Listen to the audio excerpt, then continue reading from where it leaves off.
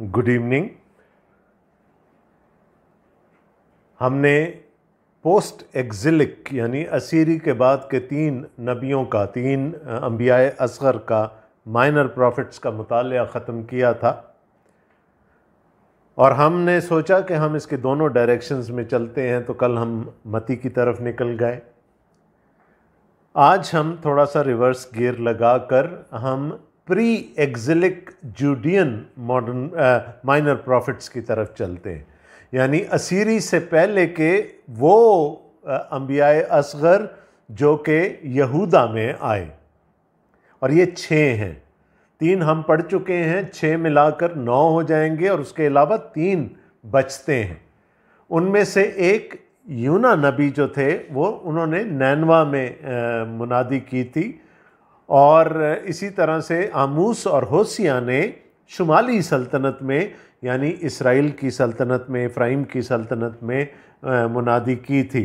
So we take Hosea out and we take Amos out and we take Jonah out, and that leaves us with 6. And starting with Joel today, we are going to look at these 6 prophecies. Joel नबी के सहीफ़े से हम शुरू करेंगे और फिर हम इन 6 नबियों के कलाम पर सिलसिलावार गौर करते चले जाएंगे। खुदावंद के शुक्रगुजार हैं इन सहाइफ के लिए जिनमें हमारे लिए बहुत कुछ है। योएल, अगर मैं पहला बाब और उसकी पहली आयत पढ़ूं, जोएल चैप्टर 1 वर्स 1, खुदावंद का कलाम जो योएल बिन फतूएल पर नाजिल हुआ। We do not know anything about Joel, सवाए इसके कि वो फतूएल का बेटा है।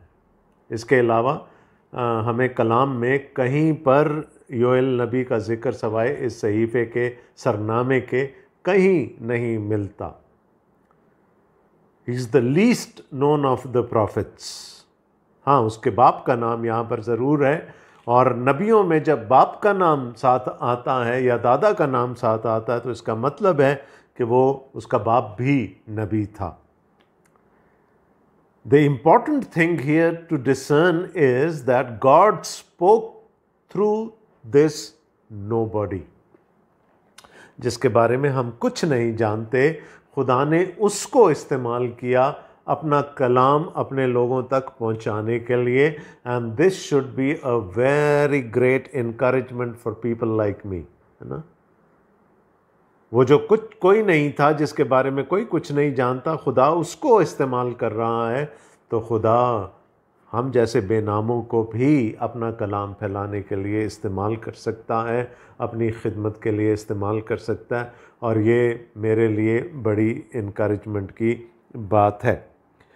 ना ही हमें टाइम पीरियड पता है, और मैं थोड़ा सा कंफ्यूज हो जाता हूँ कि अगर हमें नबूवत का टाइम पीरियड ना पता हो कि ये किस ज़माने में आई, और मुख्तलिफ मुफस्सरीन ने 900 कबल अज़ मसीह से लेकर 300 कबल अज़ मसीह तक प्रेडिक्शन यानी उन्होंने कैलकुलेशंस की हैं कि योएल इस पूरे 600 साल के अरसे में किसी भी जगह फिट हो जाता है।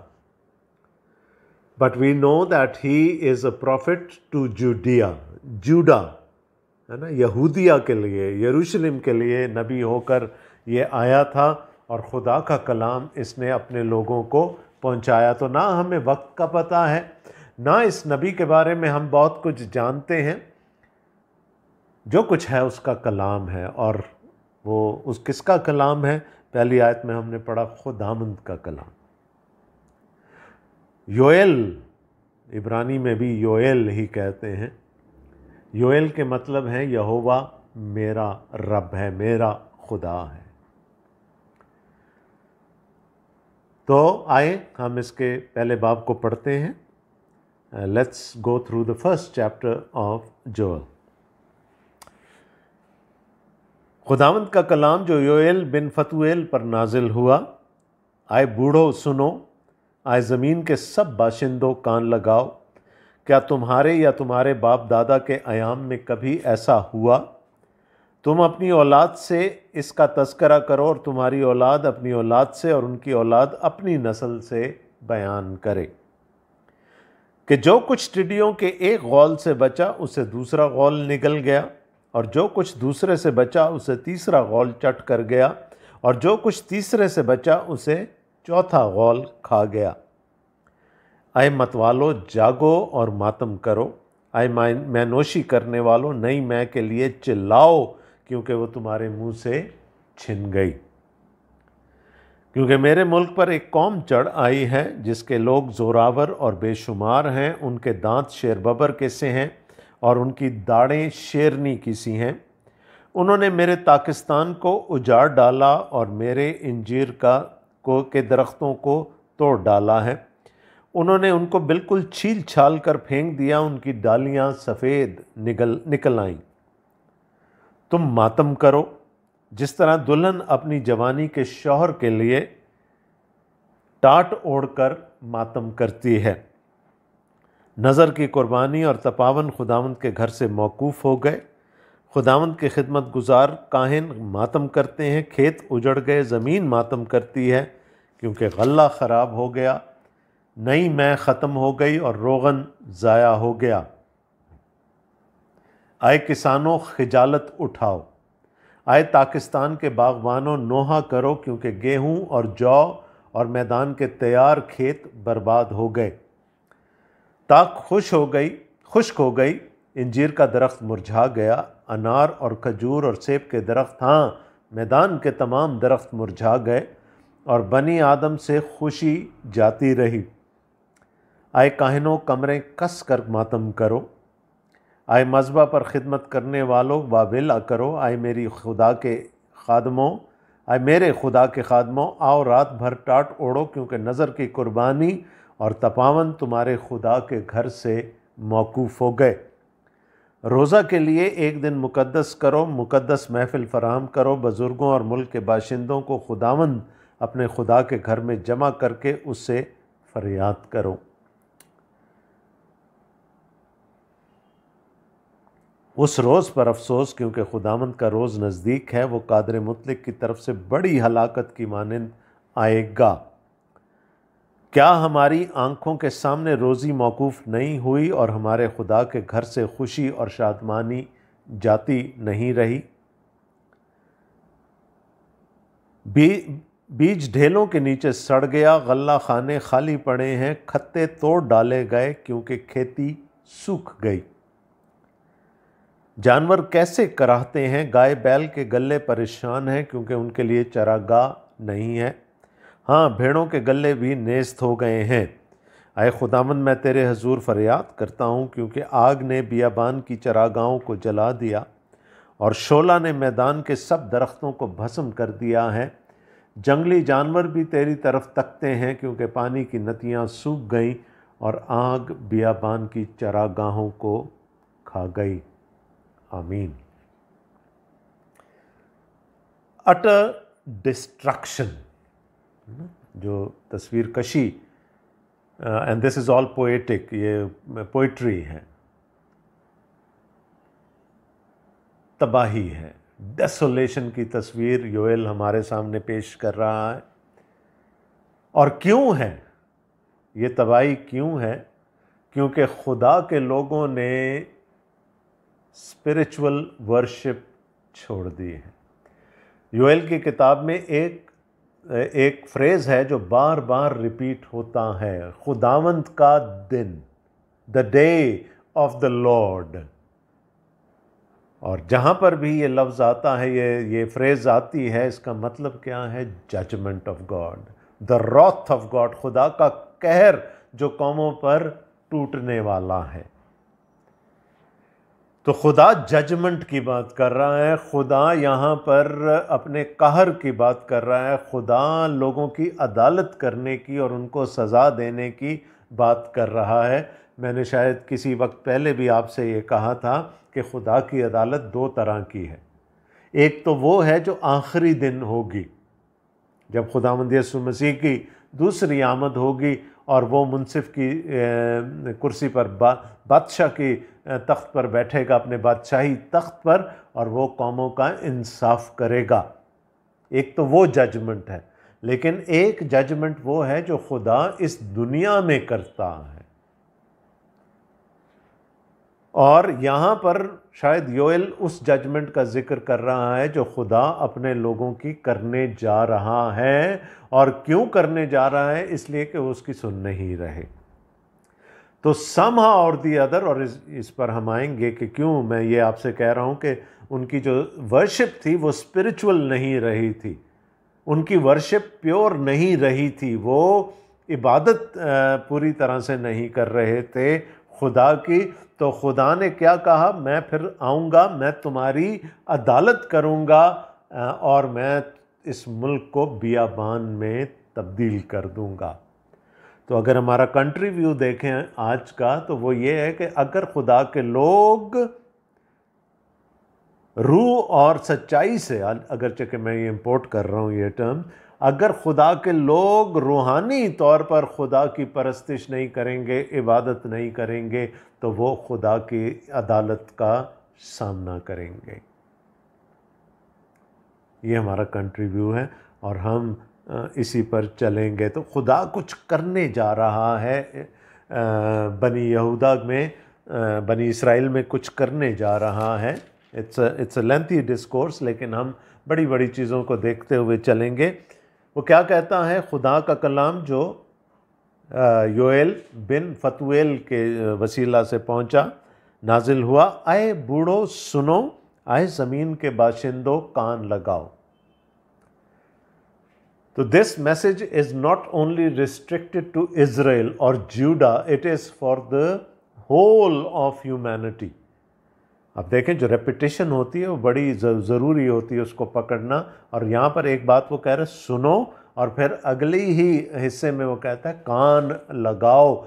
यानी सिर्फ सुनकर, एक कान से सुनकर दूसरे कान से निकालना नहीं है, इस पर गौर करना है और गौर से भी बढ़कर इस पर अमल करना है। तो खुदा बनी इसराइल के एल्डर्स से मुखातिब है, बुजुर्गों से मुखातिब है। और उसके साथ साथ वो कहता है ज़मीन के सब बाशिंदों, तुम भी इस बात पर कान लगाओ, मैं कुछ ऐसा करने जा रहा हूँ जो ना पहले कभी हुआ और ना आइंदा कभी होगा।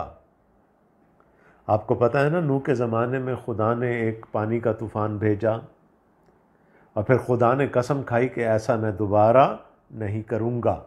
यहाँ पर भी खुदा कह रहे हैं, क्या तुम्हारे बाप दादा के आयाम में भी कभी ऐसा हुआ था? यानी अपनी तारीख़ भी देख लो और आगे भी अपनी औलाद से इसका तज़करा करो, तुम्हारी औलाद अपनी औलाद से और उनकी औलाद अपनी नस्ल से बयान करे।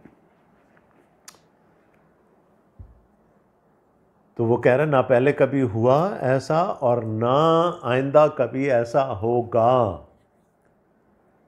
रिजवाना एक दिन बात कर रही थी, उन्होंने कहा ये इतने अरसा लोगों को घर बैठना पड़ा, ये कोविड की जो सिचुएशन थी और लोग मैसूर होकर रह गए, ये नस्लों तक याद रहेगी बात। कम से कम हाँ, हम तो मरते दम तक इस बात को याद रखेंगे और हमारे बच्चे भी जो कि जवान हैं, जिन्होंने ये सब कुछ देखा, वो अपनी ज़िंदगी में कम से कम ये बात भूल तो नहीं पाएंगे।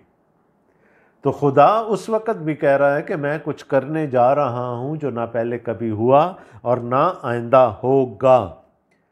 और खुदा दो तरह से जजमेंट करता है। ज़बूर 46 भी पढ़ लीजिएगा, वहाँ पर भी हमें ये दोनों चीज़ें नज़र आती हैं। खुदा या तो नेचर के ज़रिए से अपने लोगों की तंबीह करता है, तादीब करता है, और या नेशंस के ज़रिए से। So God is saying that I am going to judge my people and I am going to do it through the nature and also through the nations. मैं फितरत के अवामिल की वजह से भी उन पर सख्ती लाने वाला हूँ और कौमों के वसीले से भी उनकी अदालत करने जा रहा हूँ। तो नेचर में क्या कर रहा है खुदा? ये बातें हमारे लिए इस वक्त समझना इसलिए आसान है कि हमारा पंजाब, अपर सिंध, लोअर पंजाब और अपर पंजाब के भी कुछ हिस्से इस वक्त टिड्डी दल से मुतासर हैं। तो हम इस बात को आसानी से समझ सकते हैं। क्या कह रहा है खुदा कि जो कुछ टिड्डियों के एक गौल से बचा उसे दूसरा गौल निगल गया, और जो कुछ दूसरे से बचा उसे तीसरा गौल चट कर गया, और जो कुछ तीसरे से बचा उसे चौथा गौल चट कर गया। हमारी उर्दू के ट्रांसलेशन में तो सिर्फ गौल का ज़िक्र आ रहा है। इब्रानी में हर गौल के लिए एक मुख्तलिफ़ किस्म की टिड्डी का नाम लिया गया है। 4 किस्म की टिड्डियों का जिक्र है, और वो अपने काम में एक से बढ़कर ज़्यादा हौलनाक है। यानी जो पहले टिड्डियों का गौल आएगा वो इतनी तबाही नहीं करेगा जितना उसके बाद आने वाला करेगा, और वो भी उतनी तबाही नहीं करेगा जितना उसके बाद आने वाला करेगा, और आखिर में जो टिड्डियाँ आएंगी वो कुछ भी नहीं छोड़ेंगी। आपको पता है ना, पत्ते तो बड़े शौक़ से, हरियाली तो बड़े शौक़ से टिड्डियाँ खा जाती हैं, लेकिन टिड्डियों के बारे में किसी मुफस्सिर ने कहा कि वो कुछ तो ज़रूरतन खाती हैं, और जो उनकी ज़रूरत नहीं होता उसको एंटरटेनमेंट के लिए चट कर जाती हैं, उसको तबाह कर देती हैं। दरख्तों की बार्क, जो the bark of the trees, दरख्तों की छाल खाल तक वो उतार देती हैं, जिसका ज़िक्र यहाँ पर लिखा भी हुआ है कि वो सफ़ेद हो गए, तने उनके, शाखें सफ़ेद हो गई, वो खाल भी उनकी उतार कर चली जाती हैं। और टिड्डियाँ जब आती हैं तो इट इज़ अटर डिवास्टेशन। और कहा यह जाता है कि टिड्डियों को अगर रोकना है तो उस वक़्त रोकें जब ये ब्रीड कर रही हैं। एक दफ़ा ये इन्होंने ब्रीड कर लिया और नस्ल तैयार हो गई, उसके बाद आप जितनी मर्ज़ी कोशिश कर लें, आप इनको रोक नहीं पाएंगे। तो खुदा कह रहा है मैं फिर टिड्डियाँ ले आऊँगा और वो सारा कुछ खा जाएंगे। So that is destruction through the nature. और क्यों है उसका रीज़न आगे दिया हुआ है 5वीं आयत में। आए मतवालो जागो और मातम करो। ड्रंकर्ड्स की बात हो रही है यहाँ पर। मतवालो, शराब में मतवालो, जागो और मातम करो। आए मैं नोशी करने वालों, नई मैं के लिए चिल्लाओ, क्योंकि वो तुम्हारे मुंह से छिन गए। तो जब टिड्डियाँ अंगूर की फसल को तबाह कर देंगी या अनाज को तबाह कर देंगी तो शराब बनेगी कहाँ से, मैं बनेगी कहाँ से। तो उन्होंने कहा आज जो मतवाले हो शराब में, मैं को तुम्हारे मुंह से छीन लूँगा। अब इसके अंदर एक हकीकत पोशीदा है, और वो हकीकत ये है कि मैं या शराब पुराने अहदनामा में, कलाम मुक़द्दस में खुशी की अलामत के तौर पर इस्तेमाल होती है। बनी इसराइल इसको इस्तेमाल करते थे अपने फेस्टिवल्स में और अपनी ब्याह शादियों में, खुशी की अलामत थे। लेकिन यहाँ पर क्या है, ड्रंकर्ड्स की बात हो रही है। वो जो शराब में मतवाले हैं कि वो अपनी खुशी मटीरियल चीज़ों में ढूंढ रहे हैं।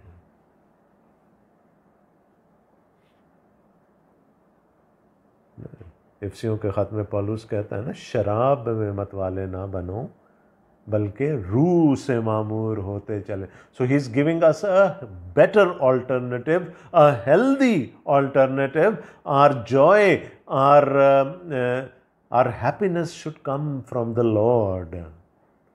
डिपेंडेंस, तो वो खुदा पर डिपेंड नहीं कर रहे अपनी खुशी के लिए। वो किस पर डिपेंड कर रहे हैं? वो अंगूर की फसल पर डिपेंड कर रहे हैं, उस मैं पर जो निकाली जाती है, या वो शराब जो कशीद की जाती है, उस पर डिपेंड कर रहे हैं। मैंने आपको कहा था ना, क्यों खुदा ये सारा कुछ उनके साथ करने जा रहा है? इसलिए कि उनकी वर्शिप जो है वो सही नहीं रही।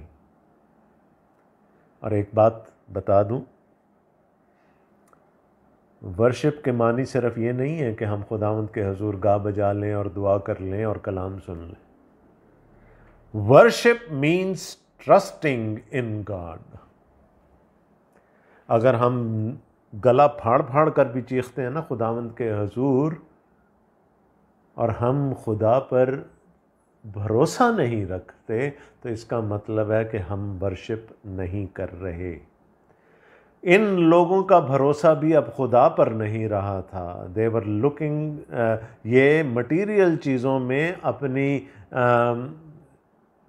खुशी को ढूंढ रहे थे। ये आज कलीसिया का भी अलमिया है, और हम तो रह ही रहे हैं मटीरियलिज्म के दौर में। यानी लोगों को, मेरे जैसे लोगों को तो लॉकडाउन में भी चैन नहीं आया ना, ऑर्डर कर करके हम ऑनलाइन चीज़ें मंगवाते रहे। We live in a materialistic world. तो हम भी इसका शिकार हैं। और सिखाया भी क्या जा रहा है पुलपिट से आजकल, या ये जो प्रॉस्पेरिटी गॉस्पल वाले हैं, ये टेलीवेंजलिस्ट हैं, ये क्या सिखा रहे हैं कि खुदा ने हमें बुलाया ही खुश रहने के लिए है, खुदा ने हमें बुलाया ही अमीरी की ज़िंदगी गुजारने के लिए है। There is no trust. तो वो अपने ऊपर भरोसा कर रहे थे। और आज भी मैं पढ़ रहा था कहीं कि इवन आज भी यहूदी जो इसराइल में रहते हैं, वो कहते हैं, वो जो उनके रब्बी हैं, जो उनके नुमाइंदागान हैं, लीडर्स हैं, वो कहते हैं कि वी डिज़र्व द मसाया, क्योंकि हम बहुत रास्तबाज हैं, इसलिए खुदा अब तू अपने मसीह को भेज दे।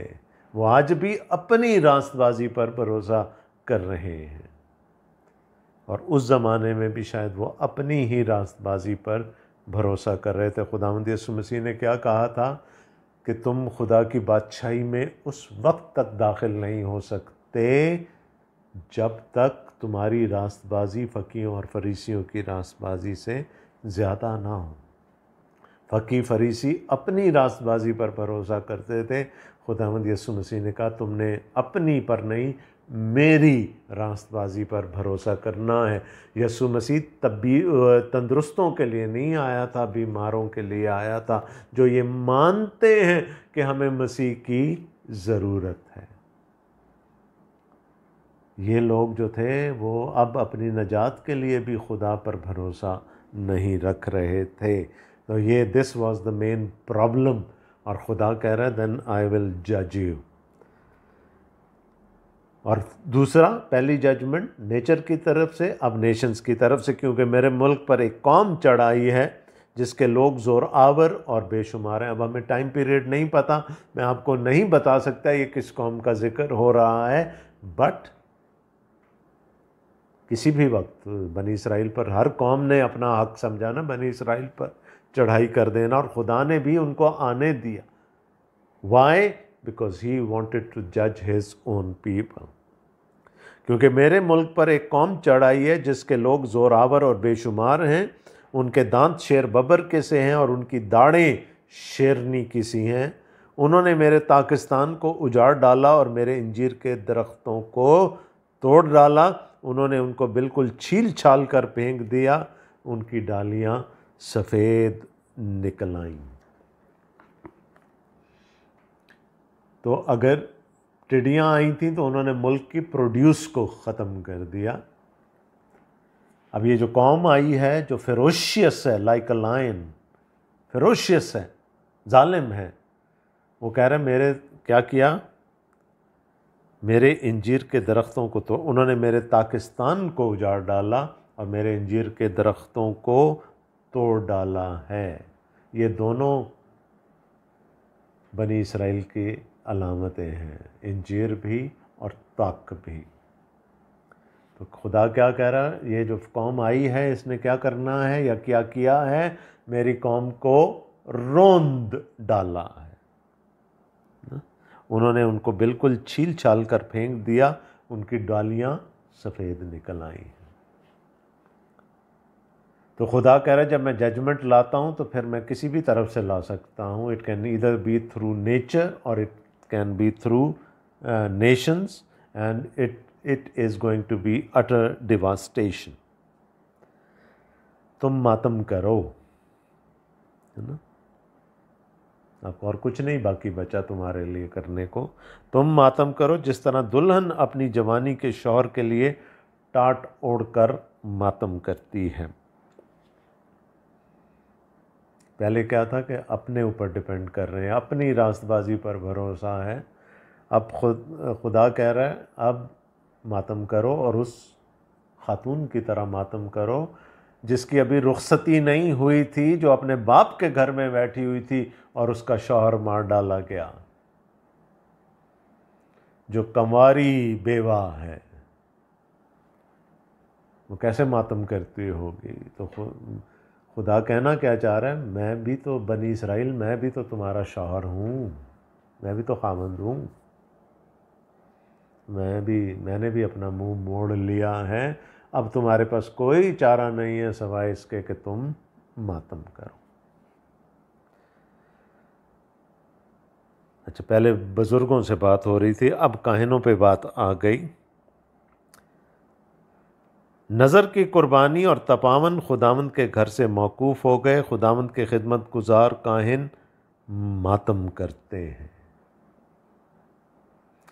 जाहिर है जब सारी प्रोड्यूस ख़त्म हो गई, जब चारा नहीं रहा, आगे चल के हम पढ़ेंगे मवेशी मर गए हैं, तो अब कुर्बानी किस बात की चढ़ाई जाएगी। दो तरह की कुर्बानियों का यहाँ जिक्र है। नज़र की कुर्बानी दोपहर में चढ़ाई जाती थी खुदावंद के हुजूर, और तपावन जिसको अंग्रेज़ी में हम कहते हैं लाइबेशन, ये कुर्बानी के ऊपर कुर्बानी होती थी ताकि खुदा का ख़ास फेवर हासिल किया जा सके। और ये कैसे होती थी, ये जब कुर्बानी के जानवर के ऊपर मैं उंडेली जाती थी या तेल उंडेला जाता था, this was a libation in the sight of the lord. ये जो तपावन जो होता था, ये खुदावंद के नज़दीक ज़्यादा पसंदीदा था। तो वो कह रहे चूँकि अब ज़मीन ने अपना फल देना बंद कर दिया है, तो कुर्बानियाँ भी मौकूफ़ हो गई। अब कायनों को भी हाथ पे हाथ धर के बैठना पड़ेगा। ये सारी जजमेंट है। अब देखें, खेत उजड़ गए, ज़मीन मातम करती है क्योंकि गल्ला ख़राब हो गया, नई मैं ख़त्म हो गई और रोगन ज़ाया हो गया। आए किसानों खिजालत उठाओ। Now he is from the priest, he has now come down to the farmers. आए किसानों खजालत उठाओ, आए पाकिस्तान के बागबानों नोहा करो, क्योंकि गेहूं और जौ और मैदान के तैयार खेत बर्बाद हो गए। ये वो दो अनाज थे, गंदम और जौ, जो कि मौसम बहार जब रबी की फसल कटती थी उसके बाद ईद पेंतिकोस्त मनाई जाती थी, और ये ईद पेंतिकोस्त में खुदावंद को चढ़ाए जाते थे इनके पहले फल। अब ईदें भी ख़त्म, है ना, कुर्बानियाँ भी ख़त्म, ईदें भी ख़त्म हो गई, खुशी जाती रही। ताक खुश्क हो गई, इंजीर का दरख्त मुरझा गया। इससे पहले वो कह चुके नहीं मैं ख़त्म हो गई, खुशी मैंने तुम में से गारत कर दी। ताक खुश्क हो गई, इंजीर का दरख्त मुरझा गया। अनार और खजूर और सेब के दरख्त, हाँ, मैदान के तमाम दरख्त मुरझा गए, और बनी आदम से खुशी जाती रही। अब ताक और इंजीर मैंने अभी आपको कहा, ये तो बनी इसराइल की अलामतें हैं ना, खुदा की चुनी हुई कौम जिसको उसने एक मॉडल नेशन बनाकर कौमों के दरमियान रखा था, ये तो उनकी निशानियां थी। अब ये अंगूर और अनार और सेब भी साथ में लपेटे में आ गए। यानी वो पहले भी खुदा ने कहा बुजुर्गों सुनो और दूसरी कौमों को कहा तुम भी कान लगाओ इसमें, है ना, दूसरी कौमों के बाशिंदों को भी कहा कान लगाओ। तो जब खुदा के लोगों पर अताप पड़ता है तो इर्द गिर्द की कौमें भी लपेटे में आ जाती हैं। उन्होंने कहा अंगूर और अनार और नहीं सॉरी, अंगूर तो ऊपर था, अनार और खजूर और सेब भी लपेटे में आ गए, वो भी मारे जाएंगे। जब खुदा अपने लोगों को बरकत देता है तो इर्द गिर्द की सारी कौमें बरकत पाती हैं, जैसे यूसुफ के ज़माने में हुआ था। लेकिन जब खुदा अपने लोगों की अदालत करता है तो उसके असरात दूसरी कौमों पर भी आते हैं। अभी हम ज़करिया नबी का सहीफ़ा पढ़ के आ रहे हैं ताज़ा ताज़ा। खुदावंद ने क्या कहा था कि उन दिनों में 10-10 गैर अक़वाम के लोग एक यहूदी का पल्लू पकड़ कर कहेंगे कि तू हमें अपने खुदा से मिलवा दे, क्योंकि खुदा ने ये मैंडेट दिया था बनी इसराइल को। बनी आदम से खुशी जाती रही, no joy no happiness thereafter. आए कायनो कमर कस कर मातम करो, आए मज़बा पर ख़िदमत करने वालों वावेला करो, आए मेरे खुदा के खादमों आओ रात भर टाट ओढ़ो, क्योंकि नज़र की कुर्बानी और तपावन तुम्हारे खुदा के घर से मौकूफ़ हो गए। रोज़ा के लिए एक दिन मुक़द्दस करो, मुक़द्दस महफ़िल फराहम करो। बुज़ुर्गों और मुल्क के तमाम बाशिंदों को खुदावंद अपने खुदा के घर में जमा करके उससे फरियाद कर। कहना क्या चाह रहा हूँ, खुदा अपने लोगों से तौबा कर लो, क्योंकि पुराने अहदनामा में रोज़ा रखने का मतलब ही यही था कि मातम किया जाए, तौबा की जाए और खुदावंद की तरफ दोबारा रुजू किया जाए। तो नबी अब कॉल दे रहा है, इट्स एन ऑल्टर कॉल, और कॉल दे रहा है कि आओ हम रोज़ा रखें। और जब ये मैं पढ़ रहा था आयात, तो शायद हमें भी इस वक्त रोज़ा रखने की ज़रूरत है, अपने लोगों के लिए रोज़े रखने की ज़रूरत है, दुआ करने की ज़रूरत है। उस रोज़ पर अफसोस, क्योंकि खुदावंद का रोज़ नज़दीक है। मैंने आपको बताया था खुदावंद का रोज़, खुदावंद का दिन खुदा की अदालत की निशानी है। वो कादिर मुतलक की तरफ से बड़ी हलाकत की मानिंद आएगा। क्या हमारी आँखों के सामने रोज़ी मौकूफ़ नहीं हुई और हमारे खुदा के घर से खुशी और शादमानी जाती नहीं रही? बीज ढेलों के नीचे सड़ गया, यानी बीज लेने गए तो हाथ में मट्टी आ गई। गल्ला खाने खाली पड़े हैं, खत्ते तोड़ डाले गए क्योंकि खेती सूख गई। अटर डिवास्टेशन। जानवर कैसे कराते हैं, देखें, जो इंसानों की सज़ा होती है ना, वो सब भुगतते हैं। आदम ने गुनाह किया, हवा ने गुनाह किया, ज़मीन पर लानत हुई। अब क्या है, जानवर कैसे कराते हैं? गाय बैल के गले परेशान हैं क्योंकि उनके लिए चरागाह नहीं है। हाँ, भेड़ों के गले भी नेस्त हो गए हैं। आए खुदावंद, मैं, अब वो अपनी बात कर रहा है यहाँ पर योएल, आए खुदावंद मैं तेरे हजूर फरियाद करता हूँ, क्योंकि आग ने बियाबान की चरागाहों को जला दिया और शोला ने मैदान के सब दरख्तों को भस्म कर दिया है। जंगली जानवर भी तेरी तरफ तकते हैं, क्योंकि पानी की नदियाँ सूख गईं और आग बियाबान की चरागाहों को खा गई। खुदावंद का रोज़, उसकी ताब नहीं लाई जा। खुदावंद की अदालत की ताब लाना बड़ा मुश्किल काम है।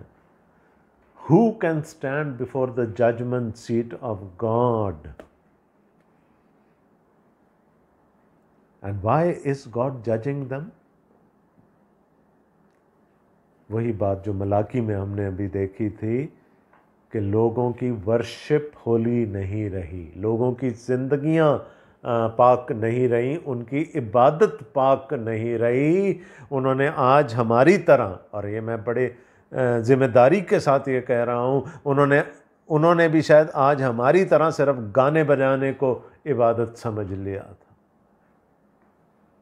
आज आप देख लीजिए, यूट्यूब उठाकर देख लें, आप किसी भी चर्च में जाकर देख लें, लगता यही है कि एक ही काम रह गया है और वो है गाना बजाना, और इसके अलावा इबादत और कोई है ही नहीं। जब तक हम उस खुदा के जिसके सामने हम सजदा रेज होते हैं, जिसकी हम इबादत करते हैं, उस पर भरोसा करना नहीं सीखेंगे, हमारी इबादत खोखली रहेगी। यीशु मसीह ने उस सामरी औरत को कहा था, हम जिसे जानते हैं उसकी इबादत करते हैं, तुम जिसे नहीं जानते उसकी इबादत करते हो। और अगर मैं अपने इर्द गिर्द देखूं तो मुझे नहीं लगता कि आज हम जिस खुदा की इबादत करते हैं हम उसको जानते हैं। आज हमारी भी, मैं आर्यतन ये अल्फाज पौलुस रसूल से ले रहा हूँ, आज हमारी इबादत भी ठनठनाता पीतल और झंझनाती झांझ बनकर रह गई है। सारी इन्वेस्टमेंट एक ही तरफ हो रही है। खुदा के साथ रिश्ता क्या होना चाहिए, खुदा पर डिपेंड कैसे करना चाहिए, ये सारे काम हम छोड़ चुके हैं। और फिर खुदा अगर ऐसे में हमारी अदालत करेगा और वो फिर हमारी रोज़ी मौकूफ़ कर देगा, तो फिर हम रोएंगे, नेचुरली हम रोएंगे। फिर हम दूसरों से कहेंगे हमारे लिए दुआ करें। तो बजाय कि वो वक्त आए, क्यों ना ये वक्त है कि हम खुदावंद के सामने झुक जाएं। रोज़े का एक दिन मुकर्रर करो, मुकद्दस मजमा फराहम करो, माफ़ी मांग लो, मातम कर लो कि हम जो कर रहे हैं हमसे कहीं ना कहीं बहुत बड़ी कोताही हो रही है। तो फिर बाइबल का खुदा वो है जो फिर फ़ौरन बहाल भी कर देता है। वो अदालत ज़रूर करता है पर बहाल भी करता है। तो अदालत से शुरू हुई है कहानी, आगे चल के अच्छी बातें भी आएंगी योएल नबी के सहीफ़े में। तो तब तक के लिए खुदावंद आप सबको बड़ी बरकत दे। आमीन।